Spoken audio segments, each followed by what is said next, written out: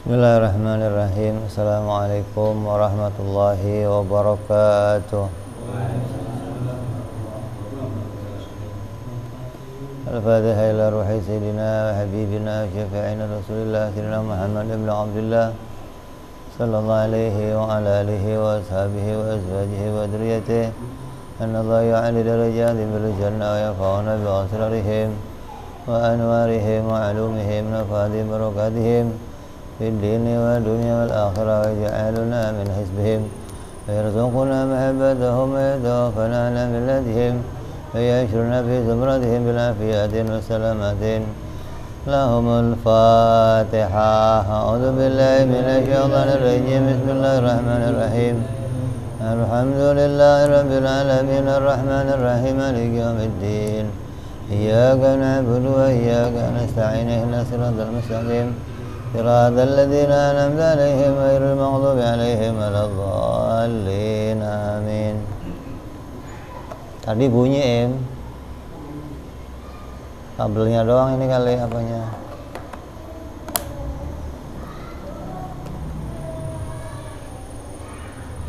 Coba situ akalin dulu.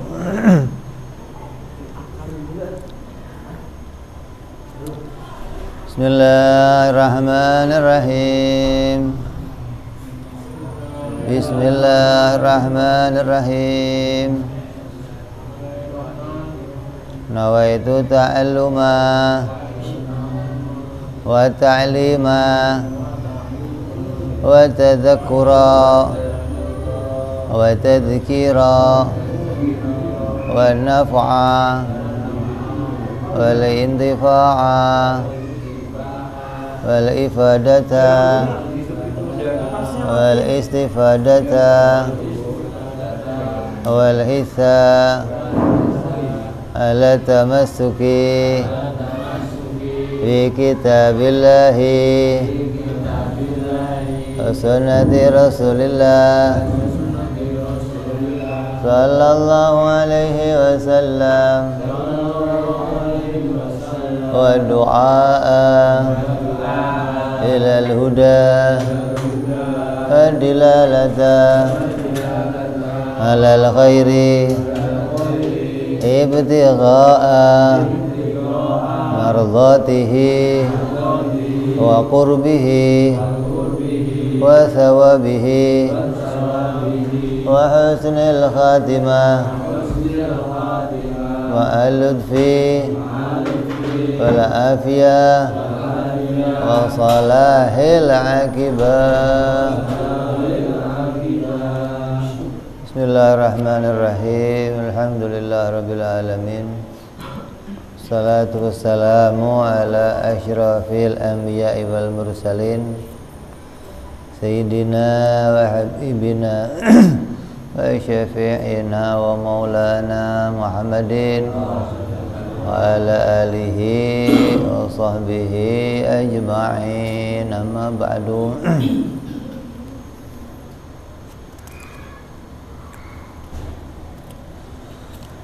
Wala musanniful kitab rahimahullah nafa'ana bihi wa bi'ulumihi fid darain. Allahumma aftah qulubana futuhal arifin wa bihikmatika wansur alaina birahmatika ya arhamar rahimin. Ila anqal. Sampai apa kita? Hah? Rasul Jawa. Hah? Dalil apa? Jauh banget. Ngomong jais kok kan jais ya?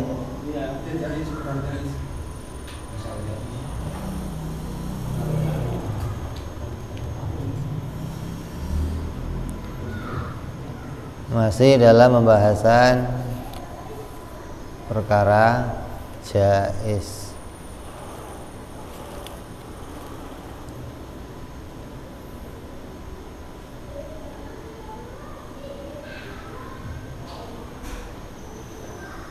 Jais ini membahas tentang tentang kudratnya Allah. Artinya Allah berkuasa menjadikan segala sesuatu yang mungkin terjadi. Berarti ada perkara yang mungkin terjadi, ada perkara yang tidak mungkin terjadi. Ya, ada perkara yang mungkin terjadi, ada perkara yang tidak mungkin terjadi. Contohnya apa yang tidak mungkin terjadi? Contohnya apa? Contoh perkara yang tidak mungkin terjadi apa? Hah? Allah butuh tempat. Apa lagi? Contoh perkara yang tidak mungkin terjadi apa? Sesuatu yang sesuatu itu nggak mungkin terjadi tuh. Apa contohnya? Hah? Tidak mungkin terhadap Allah. Apa? Iya. Apa? Allah beranak, Allah mati. Ya, Allah mati, Allah beranak. Apa lagi? Gerak diam bersamaan.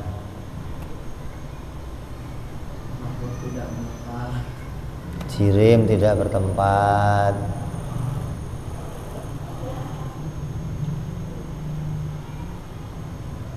Itu semua itu perkara yang tidak mungkin terjadi. Kalau tidak mungkin terjadi berarti tidak bisa diciptakan. Nah, kalau Allah yang menciptakan bisa enggak?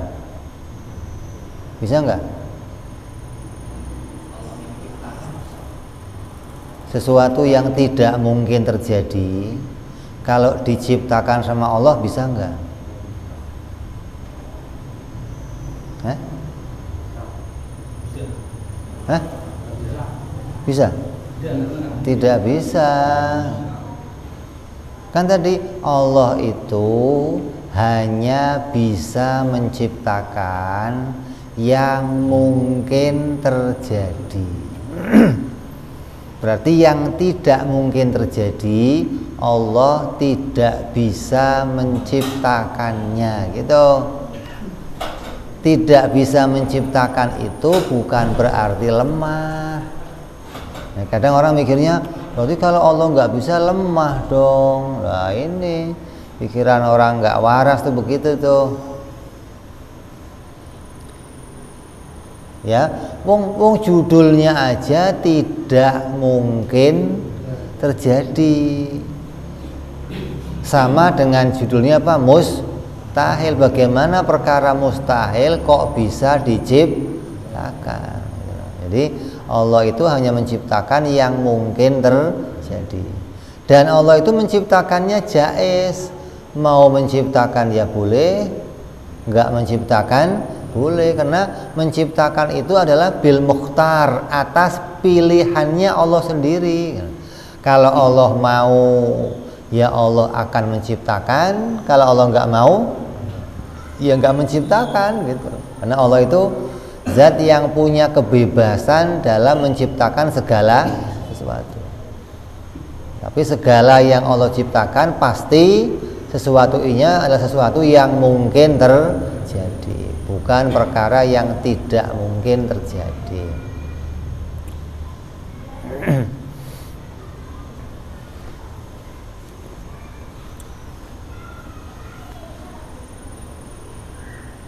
Apa buktinya kalau Allah itu jaiz dalam menciptakan sesuatu, bukan wajib? Kalau pendapatnya orang Mu'tazilah, orang-orang di luar ahli sunnah nih, mereka mengatakan Allah itu kalau menciptakan hukumnya wajib, bukan jaiz. Apa buktinya kalau Allah itu dalam menciptakan alam ini hukumnya jaiz, bukan wajib? Apa dalilnya?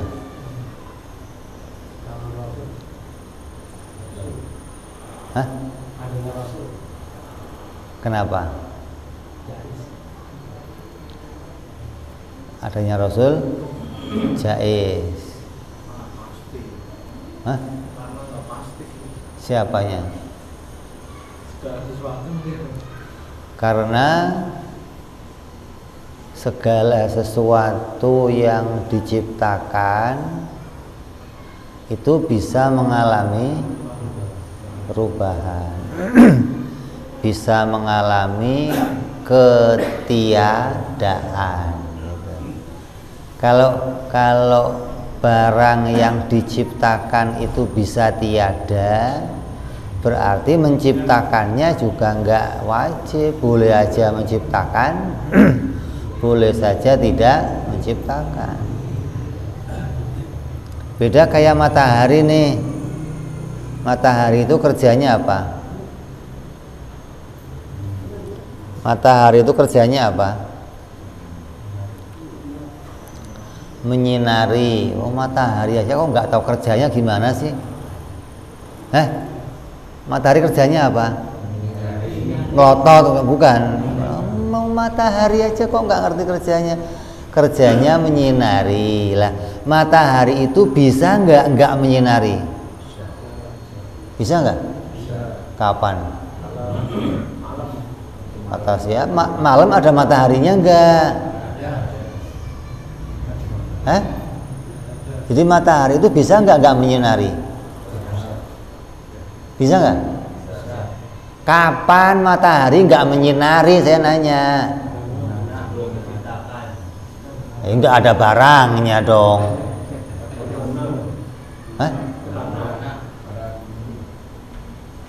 Kalau mendung itu sinarnya terhalang, apa mataharinya nggak bersinar? Saya nanya, matahari bisa nggak bersinar? Bisa. Kapan?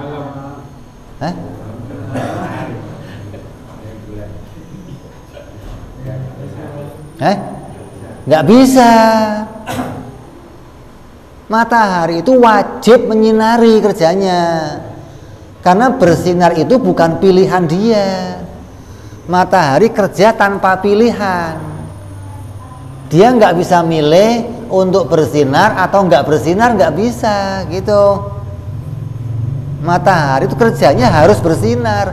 Lah kalau Allah kerjanya boleh memilih, mau menciptakan boleh, nggak menciptakan juga boleh gitu. Bukan wajib menciptakan, karena menciptakan itu pilihannya Allah gitu. Kalau matahari bersinar bukan pilihannya, karena dia diciptakan untuk selalu bersinar gitu loh. Hingga matahari nggak punya pilihan tuh untuk nggak bersinar. Api memanaskan, bisa nggak api mendinginkan? Bisa nggak? Nggak bisa, karena memang kerjanya api itu memanaskan gitu loh. Memanaskan itu bukan pilihannya si api, memang dia diciptakan begitu gitu loh. Artinya kerjanya matahari itu namanya dengan tabiat gitu, bukan dengan ikhtiar, bukan dengan sebuah pilihan. Tapi kalau Allah mau menciptakan, kayak Allah bikin hujan, harus nggak? Harus nggak Allah bikin hujan? Boleh bikin. Buktinya mana? Sekarang nggak ada hujan. Boleh terjadi musim panas. Berarti kalau musim panas nggak ada, berarti Allah boleh saja jadikan ada musim panas. Allah boleh bikin ada musim hujan gitu loh. Kalau Allah itu harus bikin hujan, yang terjadi apa? Ya hujan terus gitu loh. Kayak matahari dah. Kalau Allah itu kerjanya kayak matahari, berarti ya bersinar terus. Kalau matahari malam bersinar enggak? Bersinar, tapi enggak di sini bersinarnya. Karena dia bersinarnya Tetap kerjanya apa? Bersinar, gitu loh. Nah, kalau Allah enggak, Allah mah kerjanya bebas. Mau bikin ya boleh, enggak bikin kayak kamu dijadikan Allah sakit. Harapannya pengen apa? Harus enggak Allah bikin sembuh? Harus enggak? Enggak, udah minum obat belum sembuh. Besok periksa ganti dokter belum sembuh lagi. Operasi belum sembuh, terakhirnya mati.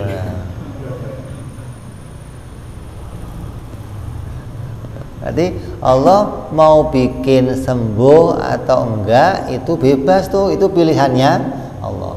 Ada orang dijadikan Allah kaya, ada orang dijadikan Allah. Kalau Allah itu harus bikin kaya, berarti semua orang kaya dong. Nyatanya ada yang kismin segala tuh. Allah bikin seseorang hambanya punya ilmu, harus enggak? Harus enggak? Kalau Allah harus bikin hamba punya ilmu bagaimana? Semua pinter, enggak ada yang tolek tuh. Lah yang kalau begitu ya mau ngaji siapa dong? Enggak ada orang ngaji dong. Kayak malaikat enggak ada yang lah pinter semua malaikat. Malaikat diciptakan kenal Allah, kenal ibadah, ngapain mau ngaji lagi? Kalau kita kan enggak, kita diciptakan nol, enggak ada ilmu, terus siap untuk ngaji nih, pengen dapat ilmu lah. Allah bikin kita berilmu itu jaiz, boleh dijadikan seorang hamba itu berilmu, boleh juga tidak berilmu. Terus Allah menjadikan seseorang jadi seorang yang soleh. Harus enggak? Ada yang berilmu tapi enggak jadi orang soleh, ada. Ada yang enggak berilmu tapi soleh. Ada yang berilmu tapi enggak kaya. Ada. Ada yang nggak berilmu tapi kaya, ada. Emang lagi suud, kata orang mah lagi ini. Allah berikan keberuntungan namanya, gitu. Jadi nggak harus, kalau orang mau kaya itu ya harus berilmu. Kalau orang mau jadi orang soleh harus berilmu, enggak. Ada orang yang dibikin soleh oleh Allah, tapi ilmunya ya pas-pasan. Ada orang ilmunya tinggi, mondoknya sampai sana sampai sini. Begitu kelar mondok nggak jadi orang soleh. Kerjanya nipu orang sono, nipu orang sini. Ada tuh begitu. Ya, jadi kita tahu nih, diantaranya Allah menciptakan seorang nabi. Menciptakan nabi itu hukumnya apa? Jaiz. Allah boleh mengutus seorang nabi, Allah boleh pula tidak mengutus seorang nabi. Kalau katanya orang-orang Mu'tazilah nih, yang namanya hukum itu cukup pakai akal, nggak usah pakai nabi. Kenapa? Karena dengan adanya akal, manusia itu bisa tahu mana yang baik, mana yang buruk, sehingga nggak memerlukan seorang nabi. Ini kata orang Mu'tazilah nih. Lah, kalau ente itu harus nyari mana yang baik, mana yang nggak baik, kira-kira repot nggak? Hah? Repot apa enggak? Kita harus nyari sendiri mana yang menurut Allah itu baik, mana yang menurut Allah tidak baik. Kan repot. Walaupun kamu sudah dikasih akal, tapi Allah itu maha baik kepada kita. Allah utus untuk kita seorang nabi, yang mana nabi itu datang membawa apa? Membawa perintah-perintah Allah. Ini loh yang Allah perintahkan, ini loh yang Allah wajibkan, ini yang Allah haramkan, disampaikan tuh sama nabi tuh. Udah begitu dikasih pula jawabannya. Coba, Nabi datang bawa soal nih, kamu disuruh sholat sama Allah, kamu disuruh puasa sama Allah, kamu disuruh haji sama Allah, kamu disuruh zakat sama Allah. Ini soal dari Nabi nih, dan Nabi bawa pula jawabannya. Kalau mau sholat caranya begini, loh, apa nggak enak coba? Hah? Kalau mau puasa caranya begini. Itu ibaratnya kamu di sekolahan dikasih sama guru ujian, dikasih pula enak nggak? Enak nggak? Ya begitu. Itu baiknya Allah kepada kita, coba. Jadi kita dikasih nabi oleh Allah, dan nabi itu bawa jawaban pula untuk setiap perintah-perintah yang Allah berikan. Kayak akidah yang kita imani itu bukan penemuan akal, bukan, tapi udah disusun sama Nabi. Yang wajib kamu imani nih, Allah, malaikat, hari kiamat, hari akhir, para rasul, surga, neraka, mizan, kubur. Ini wajib kita nggak usah ngarang sendiri gitu loh. Nah, tugasnya akal apa? Tugasnya akal mengetahui kebenaran akidah yang disampaikan Nabi gitu. Semua agama itu mengajarkan iman. Kristen punya keimanan. Yang diimani Kristen apa? Orang Buddha punya keimanan, orang Hindu punya keimanan, orang Katolik, orang Yahudi, orang semua punya keimanan. Bedanya apa sama agama Islam? Kalau di agama Islam, apa yang kamu imani itu harus kamu cari tahu kebenarannya. Nggak cukup cuman diimani gitu. Kamu diperintah berpikir, mengetahui kebenaran yang kamu imani gitu. Kalau di luar Islam cukup iman aja, nggak usah pakai mikir. Kata mereka malah kalau kamu mikir, banyak nanya, berarti kamu nggak iman. Kalau kamu banyak soal, malah kamu nggak yakin. Lah, di agama Islam sebaliknya, kalau kamu iman doang nih, tapi nggak tahu benarnya yang kamu imani, iman kamu nggak sah. Itu, udah saya yakin dah Allah itu ada dah. Buktinya apa? Nggak tahu, nggak sah iman kamu. Saya yakin Nabi Muhammad itu Rasul. Buktinya apa? Nggak tahu, nggak sah iman kamu. Gitu. Karena dalam agama Islam kamu disuruh iman dan disuruh punya ilmu tentang apa yang kamu imani, gitu.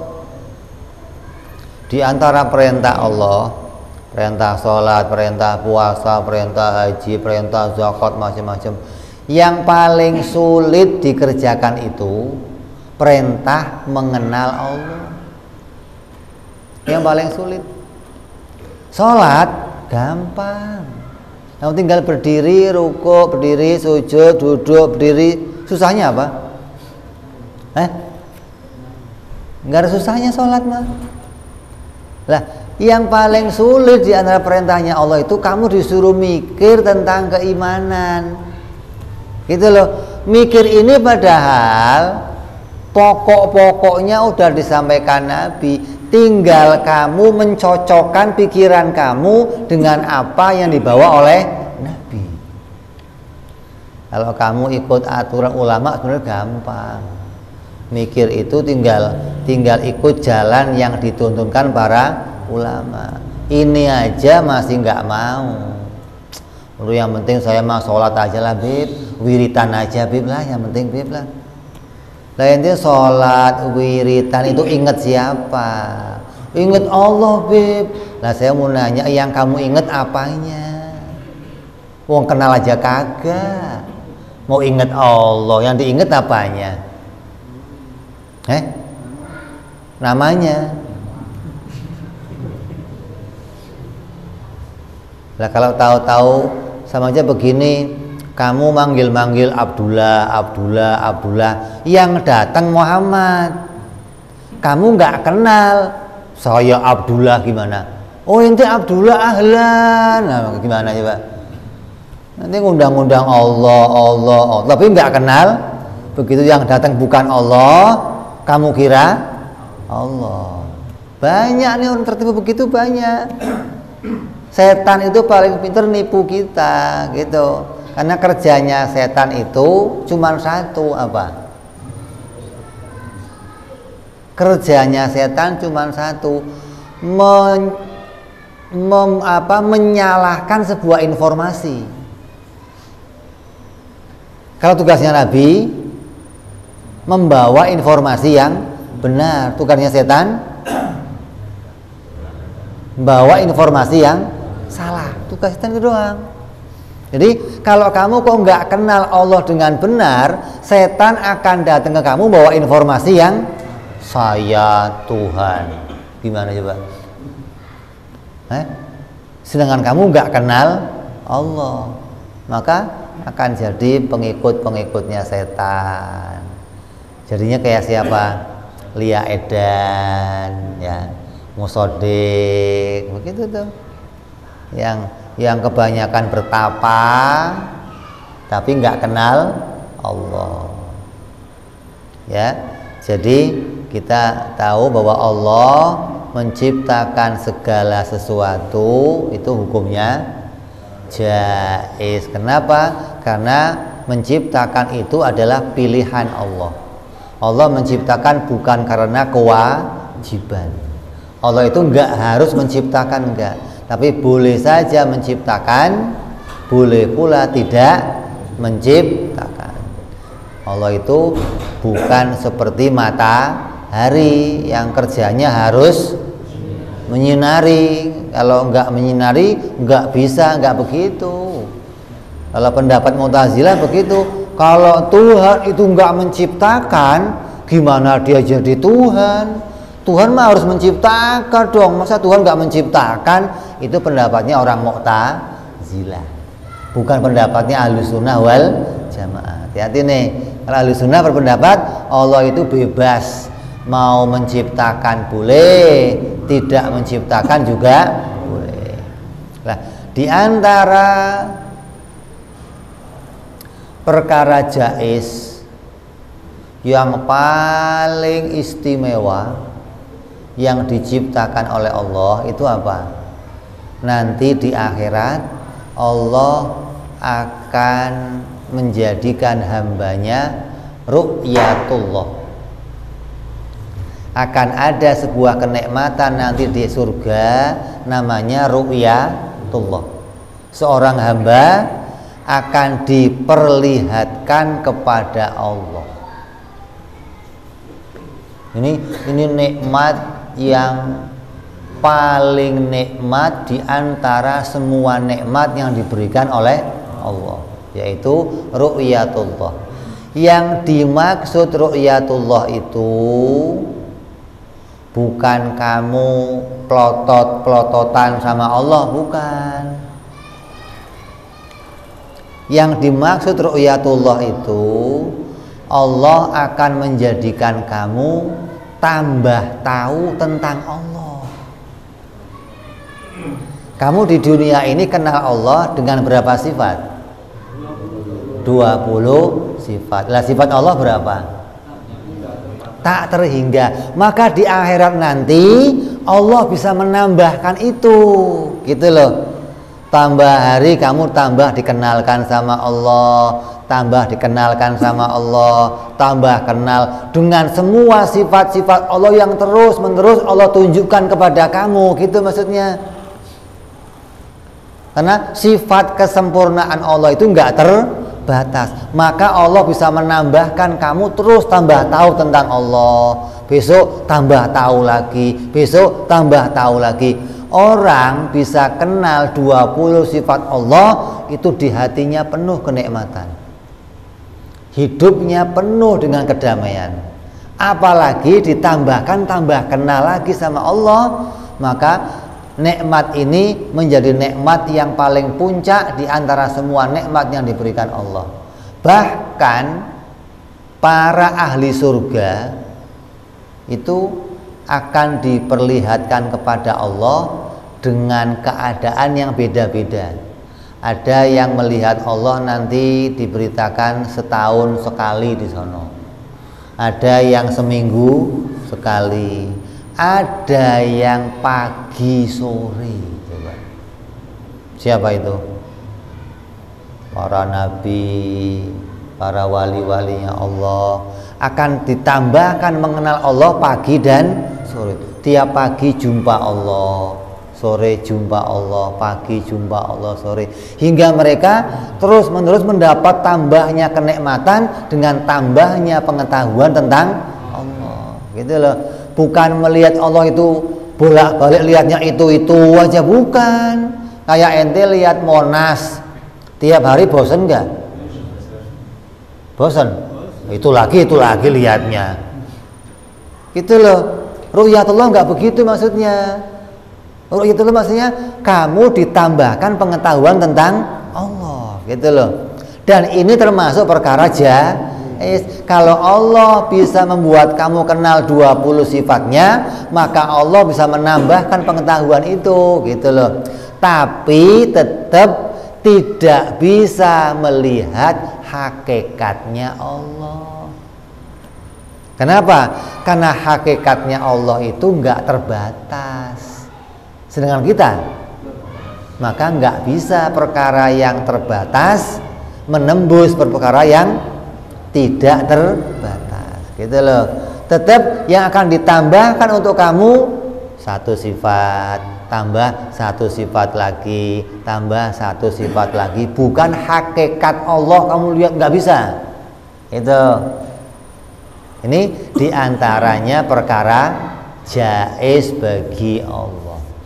Lah orang-orang ahli surga yang biasa melihat Allah,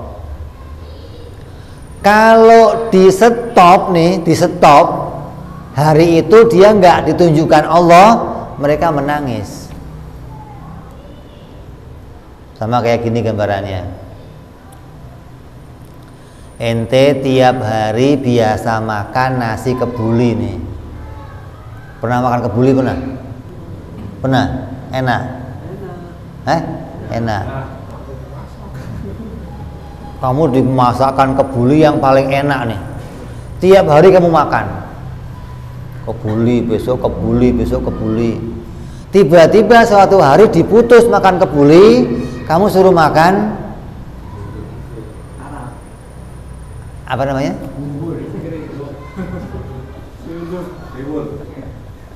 Makan tiwul, makan itu nasi intip itu. Kerak nasi, kerak. Itu begitu kamu dapat makanan itu, yang ada apa?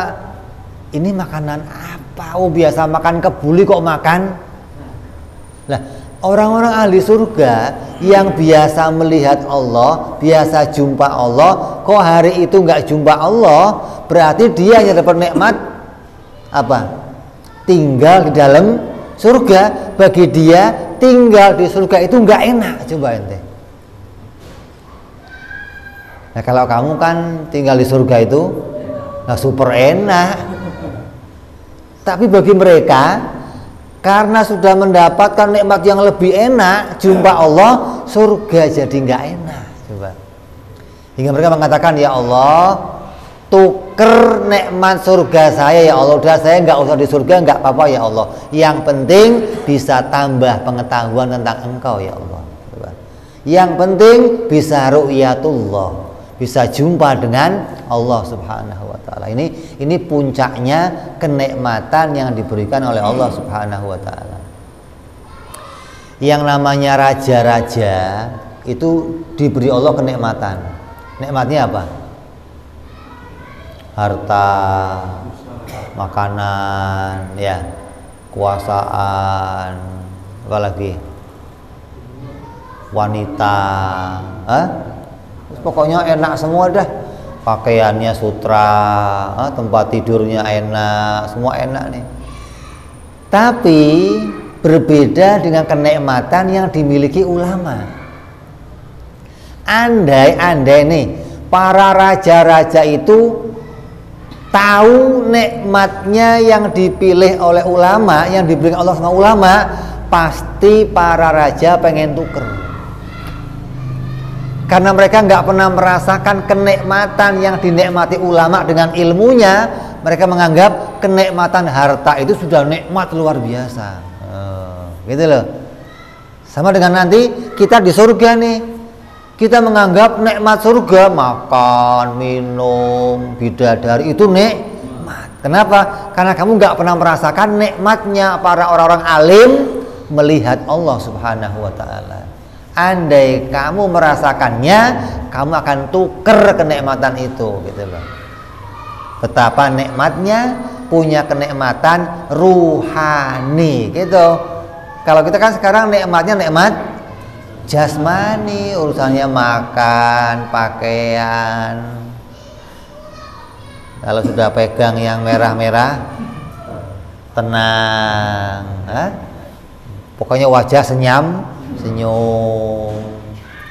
nggak ada cemberutnya dah, pokoknya dah, gitu loh. Itu namanya nikmat apa? Jasmani, gitu loh. Nah, sedangkan ulama yang diberikan Allah kepada mereka nikmat ruhani. Ini kenikmatan yang diantaranya diberikan oleh Allah yang hukumnya apa? Jaiz. Artinya apa? Allah boleh memilih siapa hambanya yang mau ditunjukkan pada dirinya dan mana hamba yang tidak akan ditunjukkan, gitu loh. Bukan wajib, bukan. Kalau wajib berarti semuanya akan dilihatkan, tapi nggak begitu. Hukumnya apa? Jaiz. Seperti pula melihat atau mimpi berjumpa dengan Nabi Muhammad Sallallahu Alaihi Wasallam. Seseorang itu boleh saja dijadikan oleh Allah ngimpi ketemu Nabi, boleh aja. Ya, ente nih tidur malam-malam, Allah jadikan kamu punya mimpi, dalam mimpi kamu jumpa Nabi.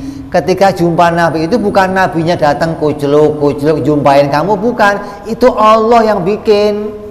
Allah menciptakan gambaran Nabi di mimpi kamu, gitu loh. Dan orang yang melihat Nabi di mimpinya itu pasti asli itu Nabi, gitu. Nggak mungkin setan datang menyerupai Nabi Muhammad Sallallahu Alaihi Wasallam. Lah, siapa orang yang bisa mimpi ketemu Nabi? Siapa? Ya siapa saja, terserah Allah. Loh, kalau kayak kita bisa, bisa, tapi wajib disembunyikan, jangan diberitakan. Nggak boleh nih. Sekarang muncul fenomena aneh-aneh. Ada orang yang kerjaannya biasa maksiat, cerita ngimpi ketemu Nabi. Boleh nggak? Boleh nggak? Boleh aja, tapi jangan kalau diceritakan orang nanti nggak percaya, gitu loh. Ente kerjanya banting kartu, ngimpi ketemu Nabi, mana mungkin? Loh, ya nggak mungkin. Siapa wong itu fi'lullah. Itu di antara perbuatannya Allah, dan hukumnya apa? Jaiz. boleh aja Allah bikin itu. Tapi ketika kamu dibikin Allah mimpi ketemu Nabi, cukup kamu saja yang tahu, gitu loh. Karena boleh saja Allah mau mengangkat derajatnya seseorang yang tadinya nggak bener nih ngimpi Nabi, terus jadi bener, diangkat oleh Allah derajatnya. Tapi kalau diceritakan sama orang lain, turun lagi pangkatnya, gitu, dihilangkan kemuliaannya oleh Allah. Karena orang yang ngimpi Nabi terus dia mau cerita, kan mau bangga-banggaan tuh kan, gua ngimpi Nabi, ente mah belum pernah, malah hilang kemuliaannya, gitu loh. Karena ngimpi Nabi itu kemuliaan untuk diri kita pribadi nih. Kamu jangan bangga ngimpi Nabi. Kenapa? Yang jumpa Nabi kafir juga banyak. Bukan ngimpi lagi, bukan. Jumpa Nabi, bahkan gendong Nabi, tapi jadi orang banyak. Oh, ini baru ngimpi aja kok petantang petenteng. Udah, kalau ngimpi buat sendiri aja dah. Simpen, jangan diomongin sama orang lain, gitu loh.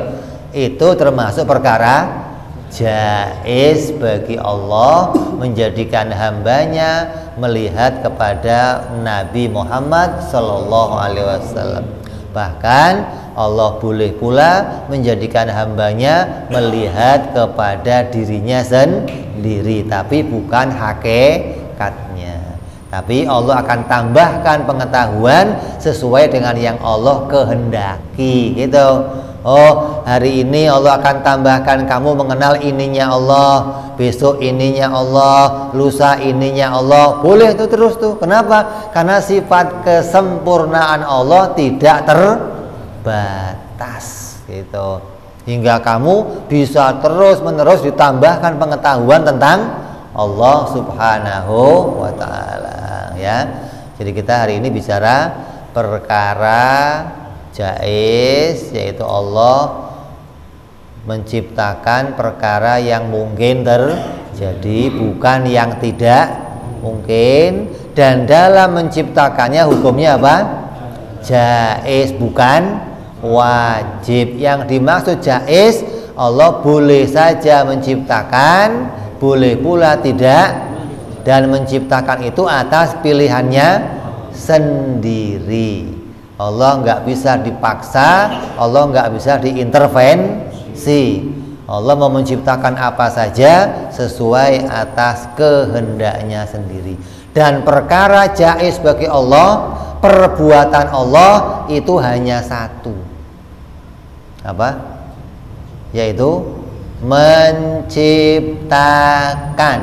Nggak ada perbuatan yang lain, nggak ada. Perbuatan Allah hanya satu, yaitu menciptakan.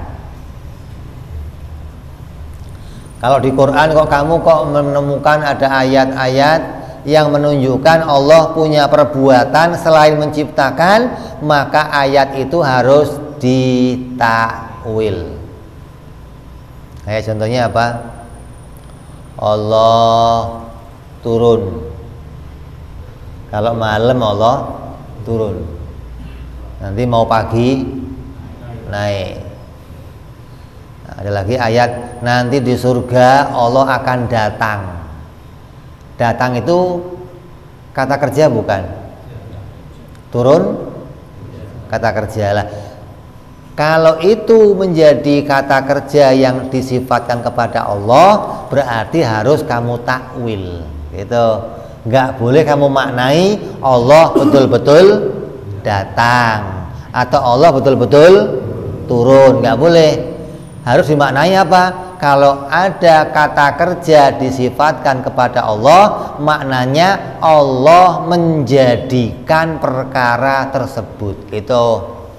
Kalau Allah turun, berarti Allah menurunkan, gitu maksudnya. Kalau Allah datang, maknanya Allah mendatangkan, gitu loh. Yang datang bukan Allahnya, yang turun bukan Allahnya, tapi ada sesuatu yang didatangkan oleh Allah dan diturunkan oleh Allah, gitu maksudnya. Jadi perbuatan Allah hanya satu, yaitu menciptakan, nggak ada yang lain, nggak ada.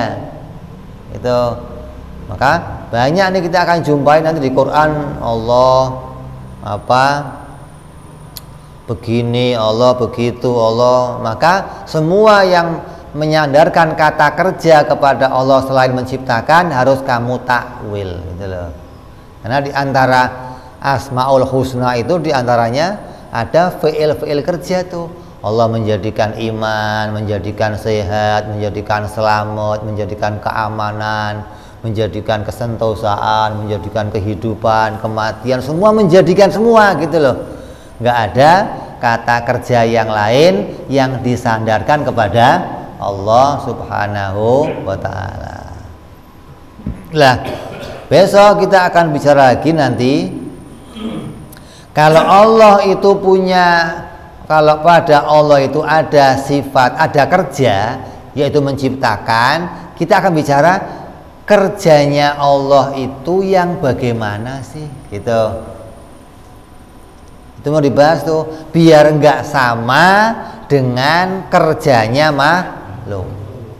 Karena makhluk juga punya kerjaan, Allah punya kerjaan, biar ngerti bedanya, gitu loh.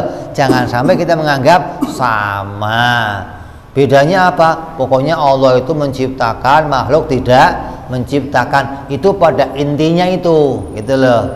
Pada intinya kerjanya Allah menciptakan, kerjanya makhluk tidak menciptakan, atau kerjanya makhluk namanya usaha, gitu, bukan menciptakan. Tapi kita akan tambahkan nanti, karena dalam kitab ini dikatakan dan diwajibkan juga kepada orang yang akil balik, laki-laki dan perempuan, untuk mengetahui sifat dari perbuatan Allah.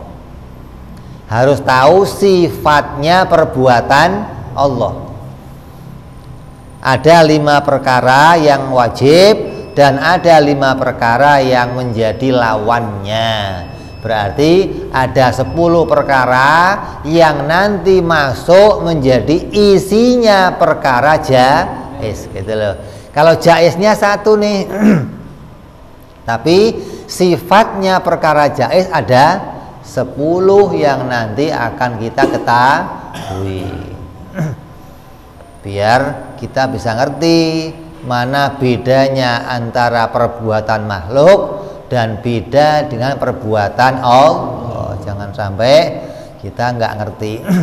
Kalau yang kemarin udah kita bahas tentang sifat wujudnya Allah, dari wajib ada, wajib qidam, wajib baqa, wajib mukhalafah, sampai wajib berbicara. Udah kita kenal tuh 1 per 1. Dan semua sifat-sifat yang 20 itu hasil dari mana? Hasil diputuskan oleh para ulama. Para ulama ahlu sunnah wal jamaah semua sepakat seorang muslim harus ngerti 20 sifat tersebut. Itu kesepakatannya para ulama ahlu sunnah wal jamaah. Jadi kalau ada orang Islam kok nggak kenal 20 sifat Allah, gimana?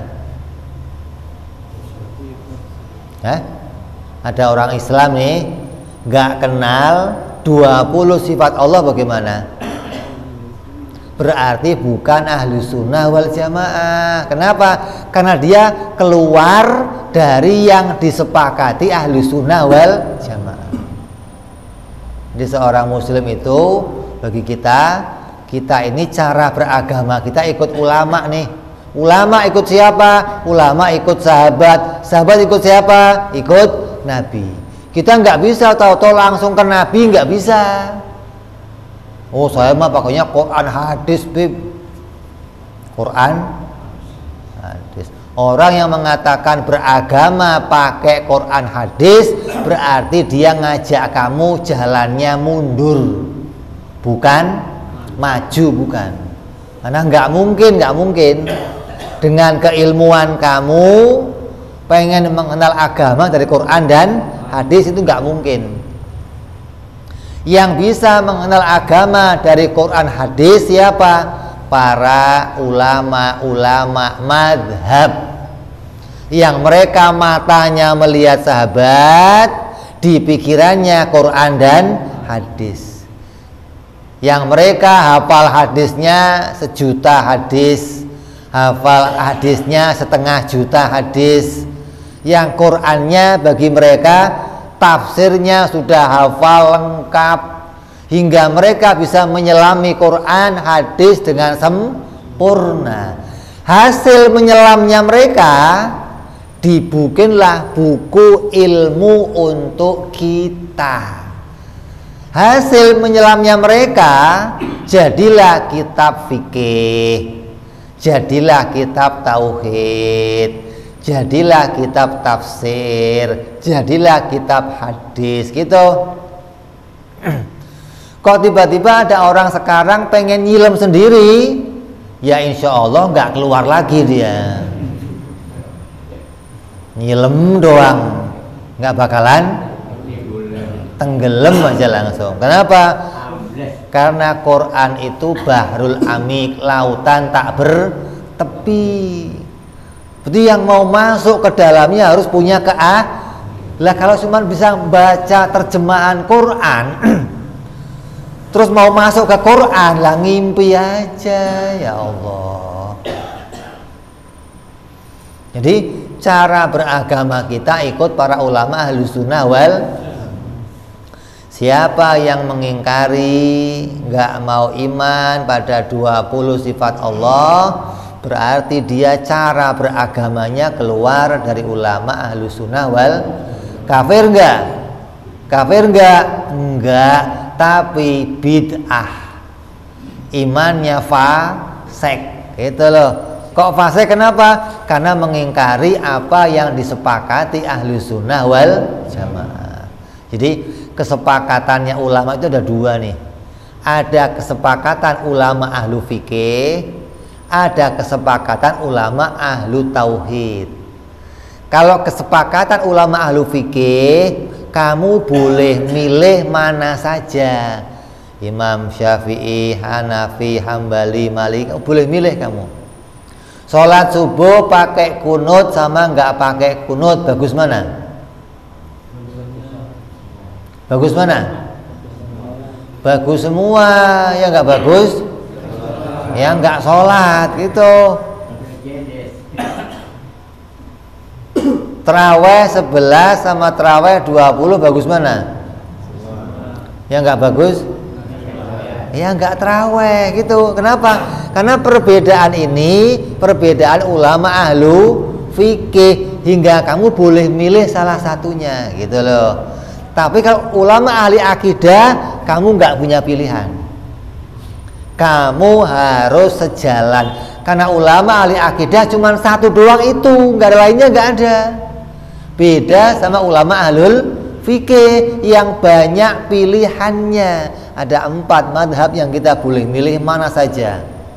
Itu maka dalam akidah kita wajib mengenal 20 sifat Allah subhanahu wa ta'ala yang wajib, dan 20 yang mustahil, 1 yang jaiz. Maka kita udah bahas 20 selesai yang wajib, 20 yang mustahil selesai. Sekarang kita bahas yang jaiz bagi Allah. Ke depan kita akan bahas tinggal sifatnya perkara jaiz yang jumlahnya ada 10 insya Allah. Mudah-mudahan iman kita dijadikan Allah iman yang sepaham dengan iman yang ulama ahli sunnah wal jamaah, hingga kita bisa mati selamat dunia sampai akhirat. Amin ya rabbal ala hadhihi niyah wa ala niyatin salihah wa ila hadratin nabi. Al-Fatihah.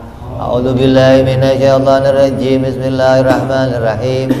Alhamdulillahirabbil alamin arrahmanir rahim maliki yaumiddin. Iyyaka na'budu wa iyyaka nasta'in ihdinas siratal mustaqim. Siratal ladzina an'amta 'alaihim ghairil maghdubi 'alaihim waladdallin. Amin. يا ربنا اعترفنا وأننا أسرفنا للظى أشرفنا فتوب علينا توبة تغسل كل هوبة وذلنا عوراتي وحمن رأتي واغفر ومولودنا والآل والإخوان هلاني وكل ذي محبة جيرة أو صحبة مسلمين إجماع